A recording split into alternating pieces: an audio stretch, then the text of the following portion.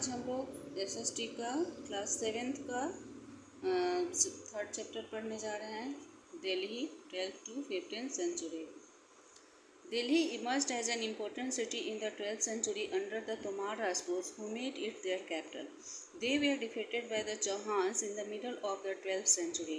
Delhi's commercial success can be attributed to the Jain merchants who lived in the city during the reign of the Tomars and Chauhans.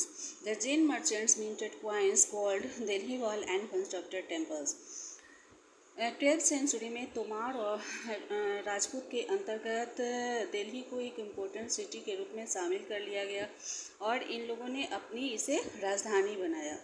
वे लोग चौहान के द्वारा 12th century के मध्य में हरा दिए गए थे। दिल्ली का कमर्शियल जो सक्सेस था वो जैन मर्चेंट्स के योगदान पर निर्भर था। योगदान से होता था जो अपने तोमार और चौहान के शासन के दौरान इस शहर में रहते थे। The Jain merchants minted coins called Dehliwal and constructed temples. Jain व्यापारियों द्वारा सिक्कों को ढाला गया जिसे दिल्हीवाल या मंदिरों की संरचना कहा जाता है। Delhi Sultanate began in the 13th century. This marked the transformation of Delhi into a capital that controlled many areas of the subcontinent. The Turkish invaders soon became the new rulers of India. After the death of Muhammad Ghori in 1206, his empire was divided between his generals. The Delhi Sultanate was founded by a slave general of Ghori, Qutbuddin Aibak. Delhi Sultanate 13th century में शुरू हो गया। इसे दिल्ली के राजधानी में बदलने के लिए मार्क किया गया और इसका नियंत्रण उपमहाद्वीप के अनेक क्षेत्रों पर दिल्ली का नियंत्रण था। दिल्ली सल्तनत का नियंत्रण था। तुर्किश आक्रमणकारी भारत के नए शासक बन गए। तुर्किश आक्रमणकारी जल्द ही भारत के नए शासक बन गए। मोहम्मद गौरी 1206 में मोहम्मद गौरी के निधन के बाद उनके शासन को उनके जनरलों के बीच बांट दिया गया था। दिल्ली सल्तनत एक गौरी के दास जनरल थे कुतुबुद्दीन ऐबक को मिल गया।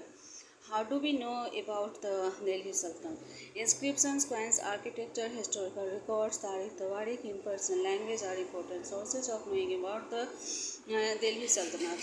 Tawarikh was composed by learned men, poets and courtiers who advised the rulers on important issues. However, the writers of Tawarikh had certain limits. They lived in the capital city of Delhi. They wrote for rewards and often focused on the ideal to separate the social order on the basis of birth and gender. शिलालेख, सिक्का, बनावट, historical record जैसे तारीख या तवारीख कहते थे जो Persian language में थे, वो दिल्ली सल्तनत के बारे में जानने के इम्पोर्टेंट स्रोत हैं। तवारीख विद्वानों द्वारा, कवियों द्वारा और योद्धाओं द्वारा बनाया गया था जिसमें महत्वपूर्ण मुद्दों पर शासकों के सलाह लिए गए थे।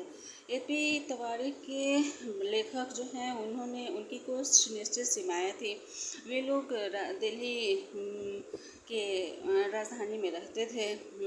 दे रोट उन लोगों ने रिवार्ड और अपने जन्म और जेंडर के आधार पर सामाजिक ऑर्डरों को सेपरेट करते हुए अपने आदर्शों पर फोकस करते हुए और रिवार्ड के लिए उन लोगों ने तवारीख लिखे थे। द स्लेव डायनेस्टी, दास राजतंत्र, यह दास प्रथा। Qutbuddin Aibak rose to prominence after his master's death in 1206. He consolidated his power through matrimonial alliance. Since he was a slave, he had a difficult time in suppressing internal rebellion. He started the construction of Qutub Minar in memory of the Sufi Sant Qutbuddin Bakhtiyar Kaki.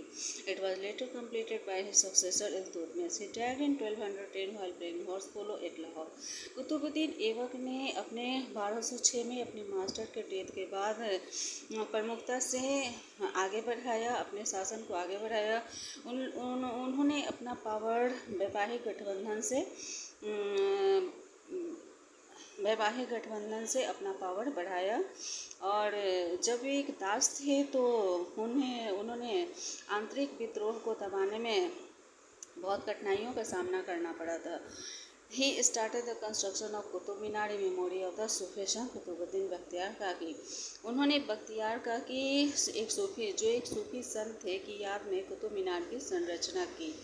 It was later completed by his successor Iltutmish. उनके बाद इसे उनके आगे इल्तुतमिश ने पूरा किया।